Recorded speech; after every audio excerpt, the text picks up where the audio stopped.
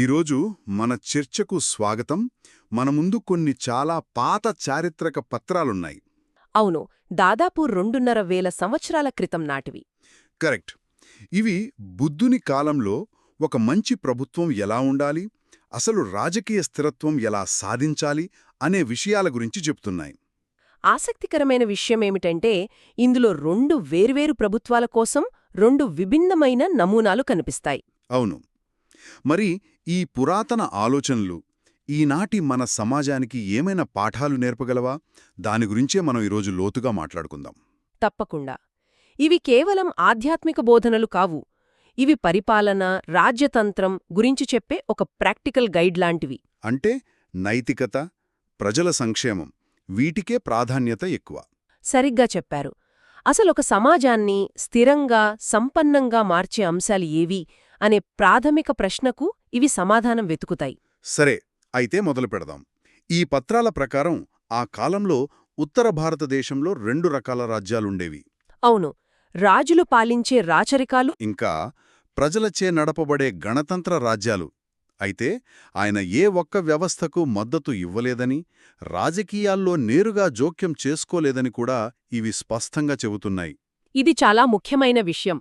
ఆయన ఏ వ్యవస్థనూ సమర్థించలేదు, అలాగని వ్యతిరేకించలేదు. బదులుగా 2 వ్యవస్థలలోని నాయకులకు మార్గనిర్దేశం చేశారు. అవును, దీన్ని బట్టి మనకర్థమయ్యేదేమిటంటే, ఈ సూత్రాలు ఏ రాజకీయ వ్యవస్థకైనా వర్తిస్తాయి. అది రాచరికమైనా, గణతంత్రమైనా, అంతిమ లక్ష్యం మాత్రం నైతికమైన పాలనే. ఇక్కడే ఇది చాలా ఆసక్తికరంగా మారుతుంది. మహాపరినిబ్రణ సుత్తంలో ఒక కథ ఉంది కదా. ఉంది, మగధరాజు అజాతశత్రువు గురించి. అవును, ఆయన వజ్జీ అనే గణతంత్రాన్ని జయించాలనుకుంటాడు. అది ఆ కాలంలో చాలా బలమైన, వ్యవస్థీకృతమైన గణరాజ్యం. దాడి చేసే ముందు సలహా కోసం తన మంత్రిని బుద్ధుని దగ్గరకు పంపిస్తాడు. దానికి ఆయన ప్రతిస్పందన ఎంతో ఆశ్చర్యం కలిగిస్తుంది. నిజమే, ఆయన నేరుగా యుద్ధం చెయ్యి అని కాని, చెయ్యొద్దు అని కాని చెప్పరు. బదులుగా పక్కనే ఉన్న తన సహాయకుడు ఆనందుడి వైపు తిరిగి ఒక ప్రశ్న అడుగుతారు. నేను వజ్జీయులకు బోధించిన 7 సూత్రాలను వారు ఇంకా పాటిస్తున్నారా అని.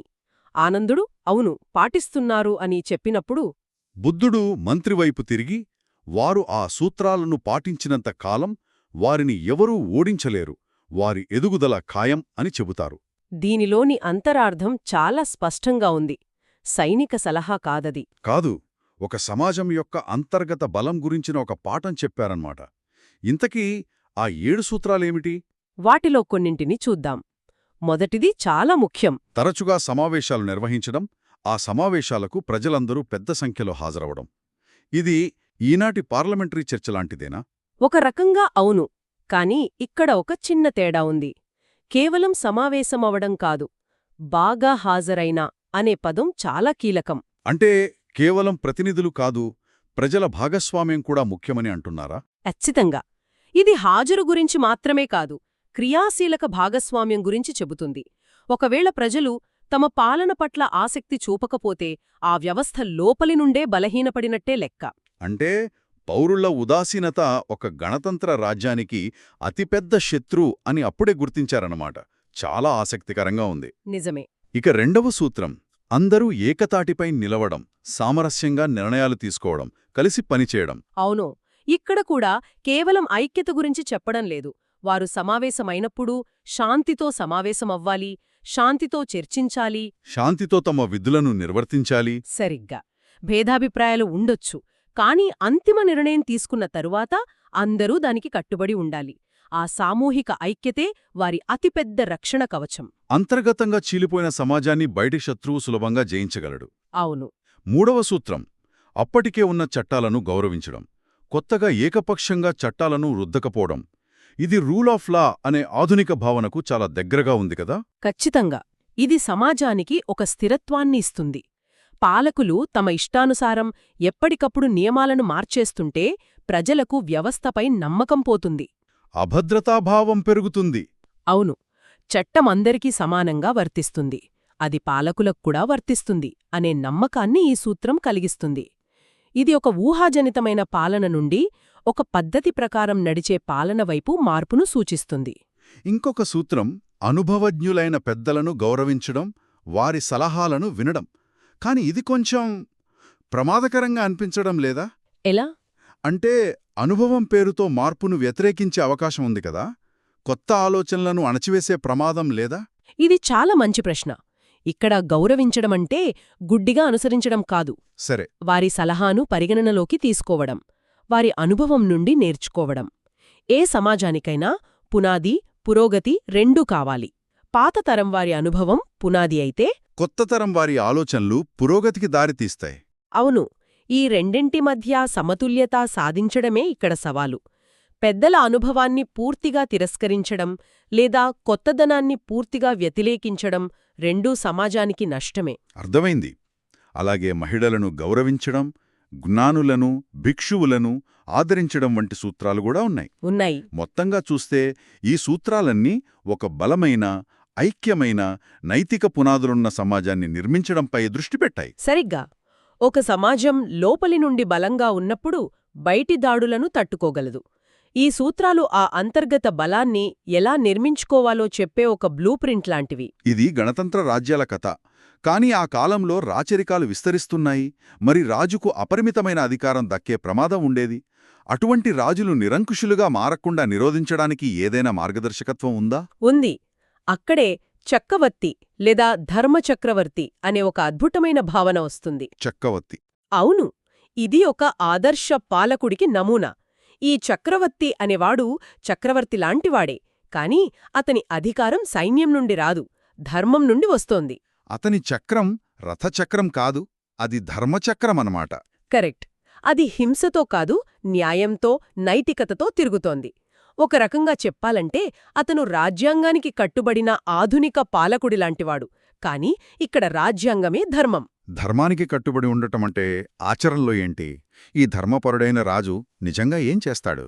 ఈ పత్రాలు కొన్ని ఆసక్తికరమైన లక్షణాలను చెబుతున్నాయి. మొదటిది, అతను బలంతో కాకుండా శాంతితో, ధర్మంతో జయిస్తాడు. ఇది వినడానికి చాలా ఆదర్శంగా ఉంది, కాని ఆచరణ సాధ్యమేనా? ఇది కేవలం ఆదర్శం కాదు, ఒక లోతైన వ్యూహం కూడా. బలంతో, హింసతో గెలిచిన రాజ్యం ఎప్పుడూ తిరుగుబాటు భయంతో, అశాంతితో ఉంటుంది. అక్కడ ప్రజలు భయంతో పాలకుడికి లోబడతారు, ప్రేమతో కాదు. కాని ధర్మం, న్యాయం ద్వారా ప్రజల హృదయాలను గెలిచిన రాజుకు ఆ భయం ఉండదు. ప్రజల విధేయత, గౌరవం అతనికి లభిస్తాయి. అది దీర్ఘకాలంలో మరింత స్థిరమైన, శాంతియుతమైన పాలనకు దారితీస్తుంది. అలాగే అతని పాలన పంచశీల సూత్రాలపై ఆధారపడి ఉంటుందని కూడా ఉంది. అంటే హత్య, దొంగతనం, అబద్ధం వంటివి చెయ్యకపోవడం. అవును, ఇది లీడింగ్ బై ఎగ్జాంపుల్. రాజు స్వయంగా నైతికంగా ఉన్నప్పుడు అతను ప్రజల నుండి కూడా అదే ఆశించగలడు. ఇది పాలన యొక్క నైతిక పునాదిని నిర్మిస్తుంది. పాలన అనేది కేవలం అధికారం చలాయించడం గురించి కాదు, అది ఒక నైతిక బాధ్యత అని ఇది గుర్తు చేస్తుంది. సరిగ్గా. రాజు యొక్క ప్రవర్తనే రాజ్యంలోని ప్రజలకు ఒక ప్రమాణంగా మారుతుంది. ఇక ఈ అంశం నన్ను నిజంగా ఆశ్చర్యపరిచింది. ఆ రాజు తన రాజ్యంలో పక్షులు మరియు జంతువులతో సహా అందరికీ రక్షణ కల్పిస్తాడు. ఇది పర్యావరణ స్పృహ యొక్క ఒక పురాతన రూపంలా అనిపిస్తోంది. ఇది విశ్వవ్యాప్త బాధ్యత అనే భావన. పాలకుడి రక్షణ కేవలం పన్ను చెల్లించే తన పౌరులకు మాత్రమే పరిమితం కాదు, అతని రాజ్యంలో నివసించే ప్రతి జీవికి విస్తరించాలి. అవును. అయితే రాజుకు కేవలం నైతిక బాధ్యతలే కాదు, ఒక పెద్ద ఆర్థిక బాధ్యత కూడా ఉంది. నిజానికి ఈ పత్రాల ప్రకారం ఇదే బహుశా రాజు యొక్క అతి ముఖ్యమైన విధి. ఒక నిమిషం, ఆర్థిక బాధ్యత అంటే పన్నులు వసూలు చేయడం, ఖజానాను నింపడం గురించా? అది కాదు, దానికి పూర్తి భిన్నమైనది. అదే ఈ విశ్లేషణలో అత్యంత ఆశ్చర్యకరమైన, విప్లవాత్మకమైన భాగం. ఒక నిమిషం, ఇక్కడ ఆగుదాం. ఇది నమ్మశక్యంగా లేదు. నేరానికి అసలు కారణం పేదరికం అని ఈ గ్రంథాలు ప్రతిపాదిస్తున్నాయా? అవును, ప్రతిపాదిస్తున్నాయి. అంటే ఒక దొంగ నైతికంగా చెడ్డవాడు కాకపోవచ్చా? కేవలం ఆకలితో, నిస్సహాయతతో ఆ పని చేస్తున్నాడా? అవును, ఇది ఆధునిక సామాజిక శాస్త్ర విశ్లేషణలా అనిపిస్తుంది. ఒక గ్రంథంలో, ఒక రాజ్యంలో దొంగతనాలు, నేరాలు విపరీతంగా పెరిగిపోతాయి. సరే. దానికి రాజు యొక్క సలహాదారు ఒక సలహా ఇస్తాడు. దొంగలను పట్టుకుని కఠినంగా శిక్షించడం లేదా ఎక్కువ మంది సైనికులను నియమించడం సరైన మార్గం కాదని ఆ సలహాదారు రాజుకు స్పష్టంగా చెబుతాడు. ఇది మనం సాధారణంగా ఆలోచించేదానికి పూర్తిగా విరుద్ధం. సాధారణంగా నేరం పెరిగితే శిక్షలు కఠినతరం చెయ్యాలి, పోలీసుల సంఖ్య పెంచాలి అనే వాదనే వింటాం. ఖచ్చితంగా. ఆ సలహాదారు చెప్పేదేమిటంటే శిక్షలు, సైన్యమనేవి సమస్య యొక్క లక్షణాలను తాత్కాలికంగా అణిచివేయగలవేమో, కానీ వ్యాధిని నయం చెయ్యలేవు. చెయ్యలేవు. ఇక్కడ వ్యాధి పేదరికం. ప్రజలు బతకడానికి మార్గం లేనప్పుడు, వారి కుటుంబాలను పోషించుకోలేనప్పుడు నిరాశతో నేరాలకు పాల్పడతారు. కాబట్టి సమస్య ప్రజల నైతికతలో లేదు, వారి ఆర్థిక పరిస్థితుల్లో ఉంది. మరి అసలైన పరిష్కారమేమిటి? ఆ సలహాదారు ఏమి సూచించాడు? పరిష్కారం చాలా సూటిగా, ఆచరణాత్మకంగా ఉంది. రాజు పేదరికాన్ని నిర్మూలించాలి. ఎలా? ఎలా అంటే, వ్యవసాయం చెయ్యాలనుకునేవారికి విత్తనాలు, పెట్టుబడివ్వాలి. వ్యాపారం చెయ్యాలనుకునేవారికి మూలధనం అందించాలి. ప్రభుత్వ ఉద్యోగులకు సరైన జీతాలివ్వాలి. ప్రాథమికంగా ప్రజల చేతిలో డబ్బు ఉండేలా, వారికి గౌరవప్రదమైన జీవనోపాధి లభించేలా చూడాలి. అదే అంటే, ఇది పురాతన కాలం నాటి ఎకనామిక్ స్టిములస్ ప్యాకేజ్ లాంటిదనమాట. శిక్షలకు బదులుగా ఆర్థిక సహాయం. అవును. ప్రజల జీవన ప్రమాణాలు సంతృప్తికరంగా ఉన్నప్పుడు వారు నేరాలు చెయ్యాలనే ఆలోచనే చెయ్యరు.